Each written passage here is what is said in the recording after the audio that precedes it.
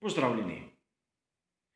Pred nami je običajen tedenski komentar novic, tokrat številka 36.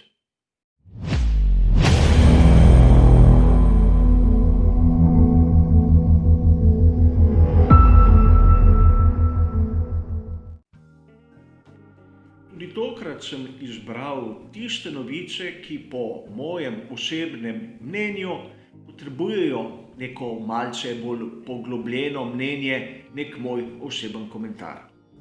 Seveda, bližnjice do vseh tistih člankov, ki jih bom navedel, kot ponavadi dobite v opisu.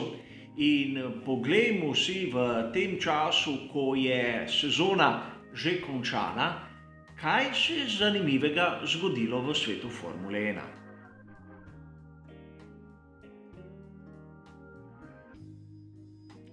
Zelo zanimiva novica je bila tista, ki smo jo lahko prebrali na spletni strani motosport.com 22. decembra.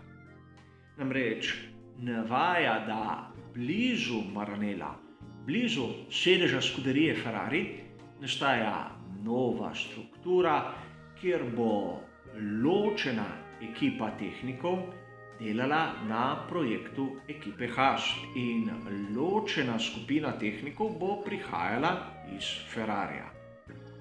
Raja se prvo vprašanje, kaj bodo počeli pri Dalari? Do sedaj so oni praktično naredili vse tisto delo na bolidu ekipe Haas. A tu je treba poudariti še neko drugo novico. Navajam članek, ki sem ga prebral na spletni strani znane italijanske revije Autosprint, prav tako 22. decembra. Namreč tu navajajo izjavo Matije Binota, kateri pravi, da je bil nujen odhod Simone Areste drugam proč od skuderije Ferrari. In tu navaja dejstvo, da je s tem ojačal svojega zaveznika, brez da bi dal neko pomoč svojim nasprotnikom. Izjemno čudna situacija po mojem osebnem mnenju, kajti vidimo kadre, o katerih se je še pred kratkim govorilo vse najboljše, da jih dobesedno pošiljajo proč, pošiljajo jih proč v neko strukturo, katera nastaja izjemno blizu. In treba je poudariti, da smo lahko brali pred tedni, da pri Haasu pravzaprav ne vedo še, kaj početi s Simonejem Restom. Moje osebno mnenje je, da pri Maranellu nekako gradijo na nekem kazenskem oddelku izven skuderije Ferrari, kjer bodo premestili vse tiste kadre, ki trenutnemu vodstvu niso po godu. Gre zopet po mojem mnenju za neke vrste čistko znotraj skuderije, katera pa lahko ne bo prinesla tistih zaželenih rezultatov in vsaj kratko in srednjeročno verjetno tudi ne bomo videli napredka. Upam iskreno, da se motim, a tisto, kar se je prebrala v teh dveh novicah, mi ne daje kakega pozitivnega občutka.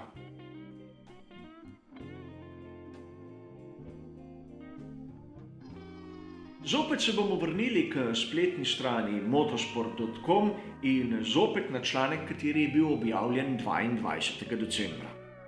A tokrat bomo govorili o Georgeu Russellu, ekipi Williams ter tovarniški ekipi Mercedes. Namreč članek ima izjemno zanimivo vsebino, kjer pravi, kako George Russell prenaša svoje občutke, ki jih je dobil pri tovarniški ekipi Mercedes, da vas spomnim, za njih je nastopil na veliki nagradi Shakirija, k Williamsu.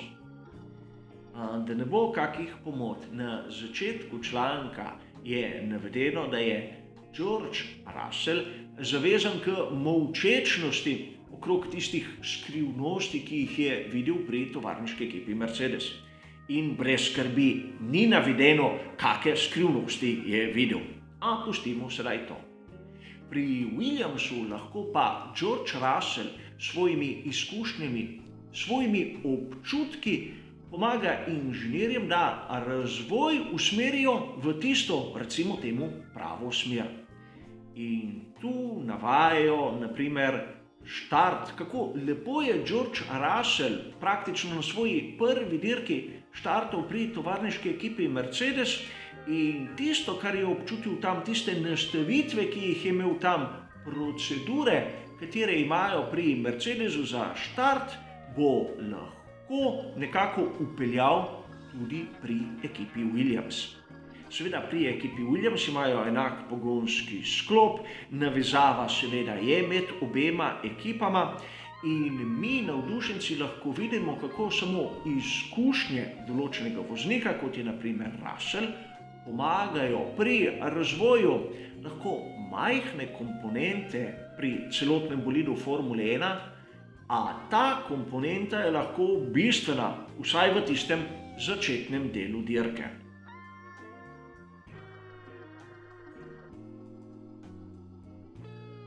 V našem tretjem sklopu se bomo zopet vrnili k skuderiji Ferrari. Navajam članek, kateri je bil objavljen na spletni strani GP Fans 23. decembra. Tu navajajo izjavo Matije Binotte, kateri je govoril o pogonskem sklopu za sezono 2021.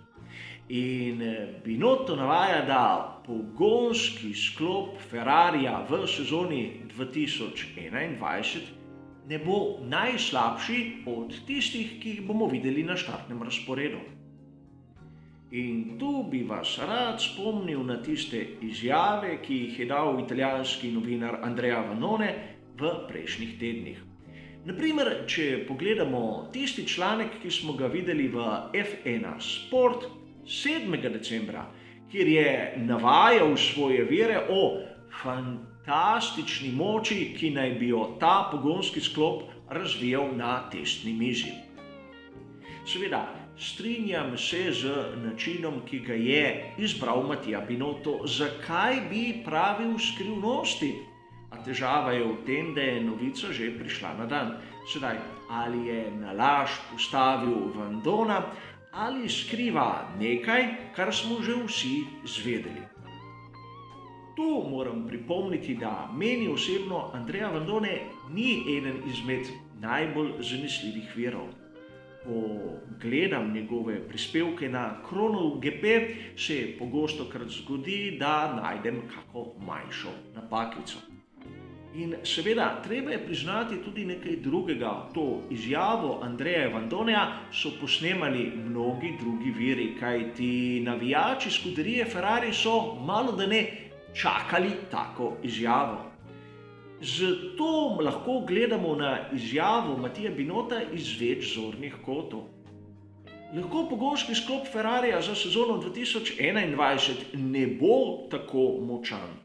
Lahko se sploh ne ve, kakšna bo konkurenca, kajti sam Matija Binotto navaja, da v Formuli 1 se moraš primerjati s tistim, kar je v aktualni sezoni, ne s tistim, kar se je zgodilo 2 leti poprej, in tu mu dam zopet prav.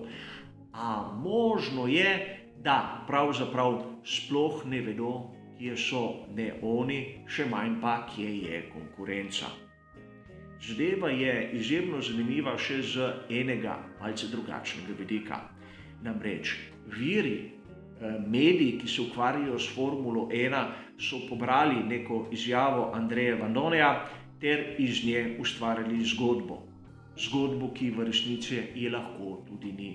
A na zimskih testiranjih v Barceloni bomo končno spoznali, kdo je imel prav.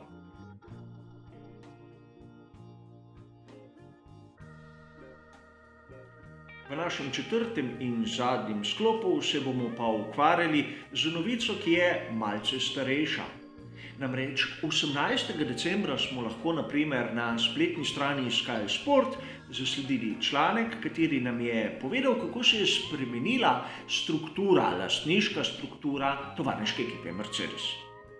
Namreč sedaj imamo 3 partnerje, kateri imajo vsak tretjino lastništva ekipe. Prvo tretjino ima seveda Daimler, drugače ne bi govorili o tovarniški ekipi Mercedes. Drugo tretjino ima Toto Wolff, kateri je malce povečal svoj delež. In tretji partner, kateri je vstopil, je kemijski gigant Ineos, kateri je znan, če ne drugega, potem, da je bil pokrovitelj na letošnjih bolidih. Treba je omeniti, da Niki Lauda in njegovi nasledniki so imeli določen delež v ekipi tovarniškega moštva Mercedes. Po smrti Nikija Laude so se njegovi dediči odločili, da delnice vrnejo, da jih prodajo nazaj koncernu Daimler. In ker so pri Daimlerju videli, da imajo preveč lastništva, so se odločili za to rošado. Povabili so drugega partnerja, da je vstopil v ekipo, povečali delež Tota Wolffa in tako naredili malce bolj stabilno situacijo. Zakaj malce bolj stabilna situacija? Kajti med tremi partnerji je malce težje, da pride do kakega konflikta, kot naprimer med samo dvema partnerjema. In po mojem mnenju je to izjemno modra poteza. Treba je razumeti, da se bo ekipa še zmeraj imenovala Mercedes. To nima nobene direktne povezave s tem, kdo je lastnik. Imamo ekipo Sauberja, kateri ima pokrovitelja Alfa Romeo Racing in vsi si mislijo, da gre za ekipo Alfa Romeo, a v resnici ni tako. Tudi tu, kot sem povedal, imamo malce bolj pisano lastniško strukturo, a ekipa se na prvi pogled sploh ne bo spremenila. Gre za zelo zanimivo potezo, katera kaže na to, da bo ekipa ostala v Formuli 1 še dolgo. Videli bomo pa v naslednjih sezonah, ali se bodo tej deleži spremenili in kaj bo novega. Za ta kratki 36. komentar novic je bilo to vse. Hvala za vašo pozornost ter seveda nasvidenje.